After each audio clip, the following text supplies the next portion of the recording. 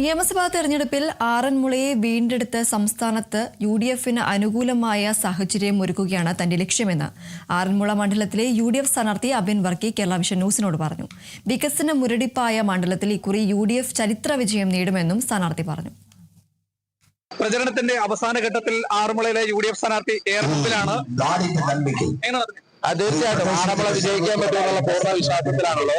ഈ നാടിനെ വീണ്ടെടുക്കും, കേരളത്തെ നമ്മൾ വീണ്ടെടുക്കും, ജനങ്ങൾ അതിനുള്ള അവസരം തരുമെന്നാണ് പ്രതീക്ഷിക്കുന്നത്. യോഗങ്ങളിൽ വോട്ടർമാരോട് എന്താണ് പറയാനുള്ളത്? തീർച്ചയായിട്ടും നമുക്ക് ആറന്മുളയെ വീണ്ടെടുക്കണം. കഴിഞ്ഞ 10 കൊല്ലമായി ഈ സർക്കാരിന്റെയും ആറന്മുളയുടെയും ജനപ്രതിനിധികൾ നടത്തുന്ന വലിയ വികസന പിന്നോട്ടടിക്കലുണ്ട്. അപ്പൊ അതുകൊണ്ട് അതൊക്കെ വീണ്ടെടുക്കാൻ വേണ്ടിയിട്ടുള്ള ഒരു തെരഞ്ഞെടുപ്പാണ്. ഇപ്പൊ ഈ നാട്ടിൽ തന്നെ ഇടവഴികളാകെ താറുമാറായി കിടക്കുകയാണ്. കുടിവെള്ള ക്ഷാമം അതിരൂക്ഷമാണ്. ഇതിനൊക്കെ കൃത്യമായ ഒരു പദ്ധതി അവതരിപ്പിക്കാൻ സാധിച്ചിട്ടില്ല എന്ന് പറയുമ്പോൾ അതൊക്കെ പരിഹരിക്കേണ്ടതായിട്ടുള്ള അത്യാവശ്യമുണ്ട്. അങ്ങനെ ഈ നാടിനെ വീണ്ടെടുക്കാൻ വേണ്ടിയിട്ടുള്ള ഒരു തെരഞ്ഞെടുപ്പാണ്. അത് ചെയ്യാൻ പറ്റുമെന്ന് ഉറച്ച വിശ്വാസമാണ്. ആത്മവിശ്വാസത്തിലാണ് UDF സ്ഥാനാർത്ഥി ആറന്മുളയിലെ അബിൻ വർക്കി. കേരള വിഷൻ ന്യൂസിന് വേണ്ടി ക്യാമറ പേഴ്സൺ പ്രദീപ് അങ്ങാടിക്കൊപ്പം പ്രസാദൻ ജെ, പത്തനംതിട്ട.